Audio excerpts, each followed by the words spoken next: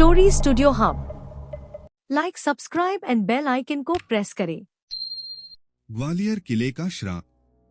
यह कहानी एक परिवार की है। अजय, उसकी पत्नी प्रिया और उनकी 9 साल की बेटी रीमा ग्वालियर घूमने आए थे। अजय एक इतिहासकार था जिसे पुराने किलों और रहस्यमयी जगहों में गहरी दिलचस्पी थी।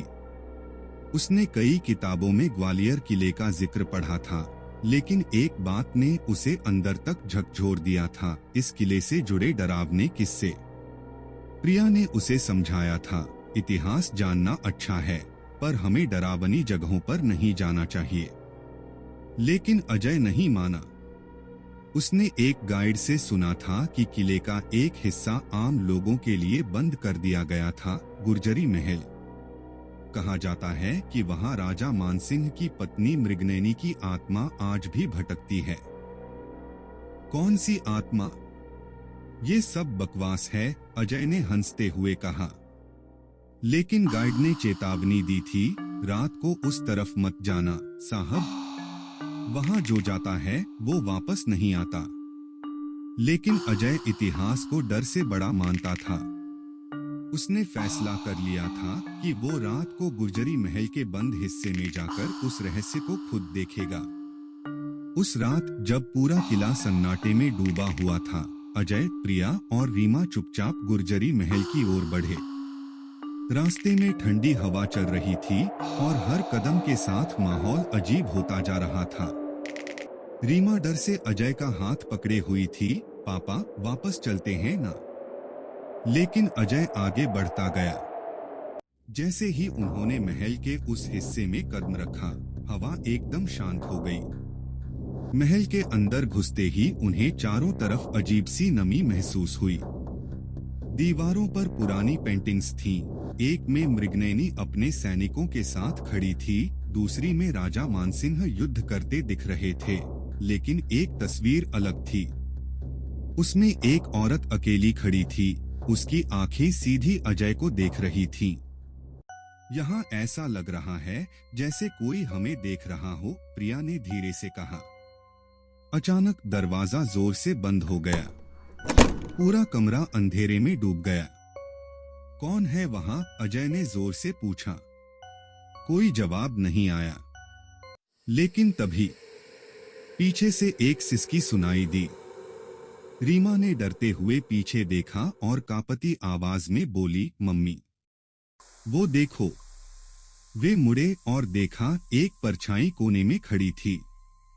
धीरे धीरे वो साया उनकी ओर बढ़ने लगा। उसकी चाल अजीब थी, जैसे वो जमीन पर नहीं बल्कि हवा में तैर रही हो। अजय, हमें यहाँ से निकलना होगा, प्रिया चिल्लाई। लेकिन तब तक बहुत देर हो चुकी थी। वो साया अब उनके ठीक सामने था। उसकी आंखें काली थीं, चेहरा झुलसा हुआ और होठों से खून टपक रहा था। तुम वापस क्यों आए? एक आवाज गूंजी जो महल की दीवारों से टकराकर कई गुना गूंजने लगी। अजय ने कांपते हुए पूछा, तुम कौन हो? उसने धीरे से कहा, मुझे यहाँ दफन कर दिया गया था। मेरे इंसाफ का वक्त आ गया है। अचानक साया हवा में घुल गया और अजय की आंखों के सामने प्रिया जमीन पर गिर पड़ी। उसका शरीर अकड़ने लगा था। मम्मी, रीमा चीखी। अजय ने प्रिया को हिलाया, लेकिन उसकी सांसें बंद हो चुकी थीं। अजय का दिमाग सुन्न पड़ गया। उसे समझ नहीं आया कि क्या करे। लेकिन इससे पहले कि वो कुछ कर पाता, उसने महसूस किया कि कोई उसका गला दबा रहा है। उसने इधर उधर देखा, लेकिन उसके आसपास कोई नहीं था। बस एक ठंडी पकड़ जो हर सेकंड मजबूत हो रही थी। रीमा रोते हुए भागी, लेकिन दरवाजा खुद ब खुद बंद हो गया। अब तुम भी नहीं बचोगी। वो साया रीमा के सामने प्रकट हुआ। अंधेरे में उसके चेहरे से खून टपक रहा था। रीमा चीखी, लेकिन उसकी चीख किसी ने नहीं सुनी। सुबह के वक्त जब किले के गार्ड्स गश्त पर निकले तो उन्हें महल के अंदर कुछ अजीब लगा।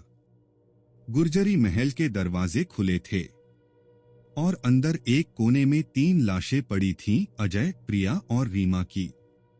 लेकिन सबसे डरावनी बात ये थी कि दीवार पर एक नई पेंटिंग बन चुकी थी। वो पेंटिंग एक परिवार की थी, पति, पत्नी और एक छोटी बच्ची की, और उनकी आंखें किसी को घूर रही थीं। ग्वालियर का किला फिर से किसी को अपना शिकार बना चुका था, और जो भी इस महल में कदम रखेगा वो इस कहानी का अगला किरदार होगा। अगर यह कहानी आपको अच्छी लगी तो हमें अभी सब्सक्राइब करें। ऐसे हॉरर स्टोरी हर फ्राइडे को सुनने के लिए।